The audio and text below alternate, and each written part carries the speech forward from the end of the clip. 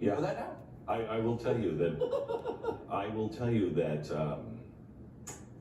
I said at one point on the air that alcoholics may be the ones that save America.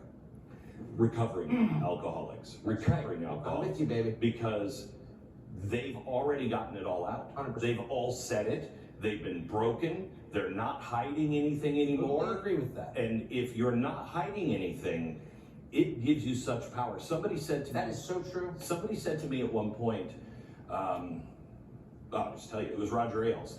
He called me into his office at one point, and he came in with a stack of papers, and they were investigating me. I've been investigated. You know all this. Yeah. You do what you do, and you get investigated by everybody, both sides, all sides. And he said, listen, people are looking into you. And I said, yeah. Oh. And he patted the top of the file. Yep. Always ashamed. He almost petted it like he was the supervillain and this was a little him. And I said, that, sir, is why it has never happened.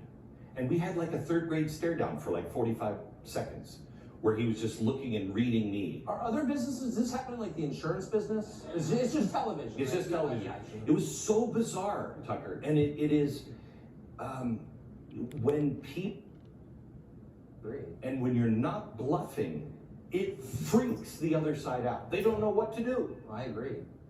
And I do think that, I hate the word recovery, but people who've been forced to face their own failings and realize the central insight of life and the root of all wisdom, which is, I am not God.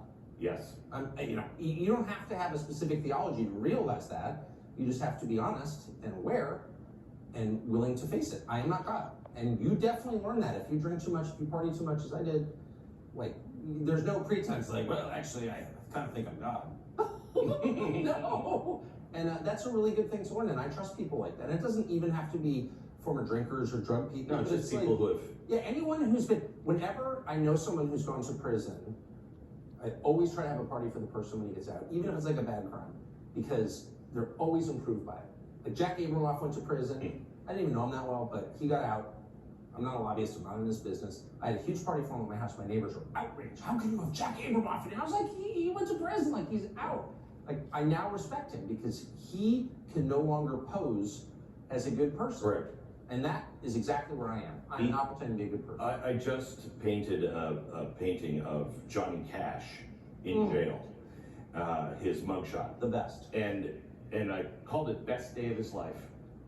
And people were just looking at it. I was just at an art gallery and they were just looking at it and they said, best day of his life. And I said, oh, everything's sunshine and lollipops after there. This broke him. Yes. So now he's humble enough. Everything, he will look back, and I'm sure he did, look back on that moment as, thank God that happened. I agree with that. I agree with that. I really would recommend, in a much more low-grade way, getting fired. It's good for a man to be fired. It is. It is.